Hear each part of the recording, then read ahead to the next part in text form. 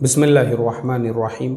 ये एक ईमेल आया है, इसमें एक भाई साहब जो है वो ये सवाल कर रहे हैं कि बटेर जो होते हैं, बटेर जो होते हैं ना, तीतर बटेर जिसे हम लोग कहते हैं, उसकी ट्रेडिंग करना इस्लाम में हलाल है या नहीं है। तो हमारे जिन भाई साहब ने ये सवाल किया है, देखो कुरान में अल्लाह फरमाते हैं ला तुहर्रिमु तय्यिबाति मा अहल्लल्लाहु लकुम, जिन चीज़ों को अल्लाह ने तुम्हारे लिए हलाल करार दे दिया है उसको अपने लिए हराम मत करार दो। अब मिसाल के तौर पर बटेर जो है, जब उसका खाना आपके लिए हलाल है, उसकी तिजारत भी आपके लिए हलाल है, बिल्कुल आप उसकी तिजारत करते हो। जैसे मिसाल के तौर पे चिकन है, चिकन खाना जो है शरअन बिल्कुल हलाल है, जायज़ है, तो जब चिकन खा सकते हैं उसकी तिजारत भी कर सकते हैं। ऐसे ही और दूसरे भी चौपाए हैं जिनका गोश्त इंसान खाते हैं, मुसलमान खाते हैं, जो मुसलमानों के लिए हलाल है।